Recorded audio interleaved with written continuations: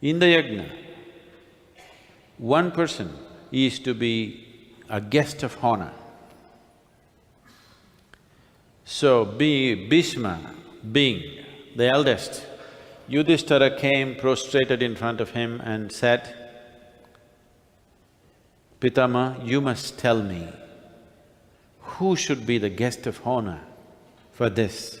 In my mind, I feel it's you, but I leave it to you. Who should be the guest of honor?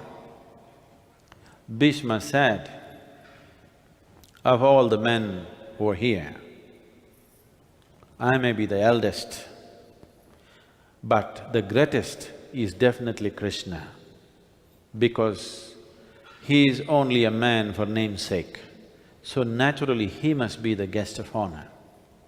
The moment he said this, Sishupala,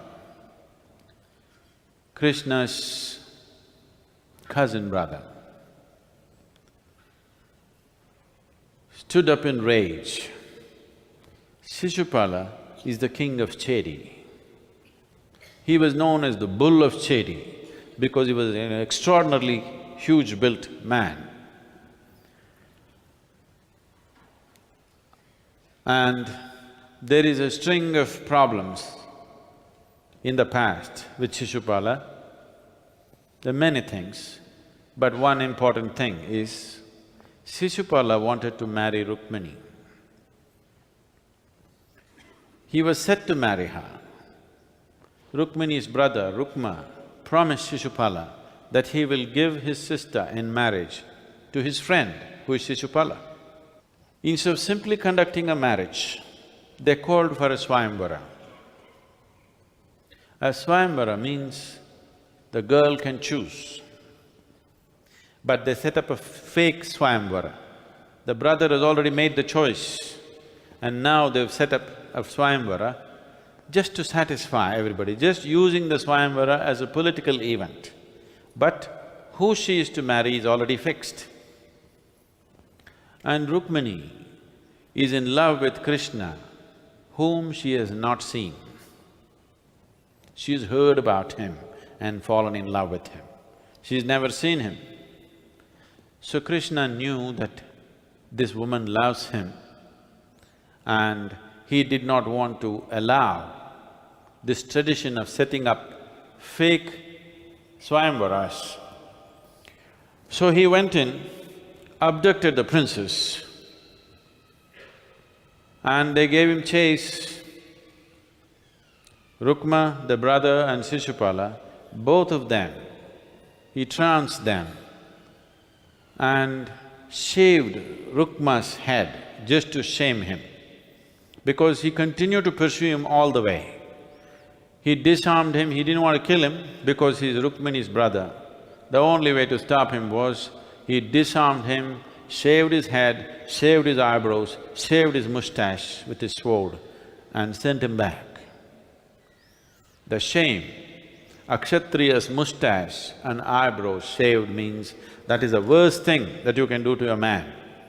He did that and left, and he defeated Sishupala. When Sishupala was young, for no reason, out of his arrogance, he was abusing Krishna.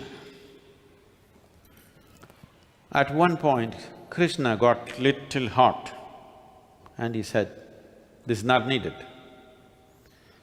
Sishupala's mother, knowing who Krishna was, she begged Krishna, promise me that you will never kill Sishupala. Then Krishna said, even if he abuses me 100 times, I will not do it. So today, the moment Bhishma said, Krishna will be the guest of honor, Sishupala got inflamed. All the old anger and shame he has in him burst out, and he stood up and started abusing Krishna. Bhishma intervened and said, see, there is no need to abuse the guest of honor in an event like this. It is me who chose him. not Yudhishthira. Then he started abusing Bhishma. He said vulgar things about him. And he continued to abuse Krishna. Krishna just sat there smiling and counting.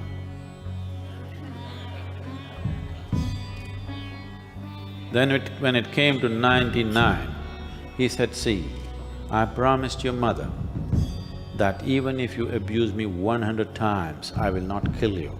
There's just one more left for you. You do one more, you'll be dead. But Sishupala was in no mood or condition to listen.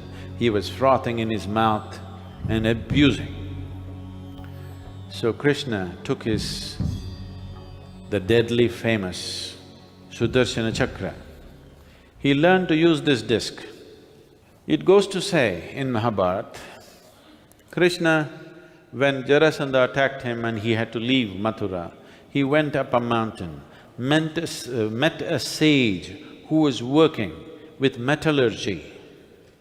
And this sage, who belonged to a particular tribe, taught him how to extract the hardest kind of metal not known till that time, from a reddish-brown rock. So, he learned this and he extracted this metal. Till then, all the arms were made of brass. So for the first time, Krishna made a discus with steel or iron.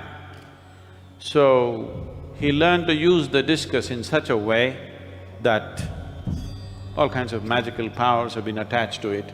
He let loose his disc and it sliced off Sishupala's head.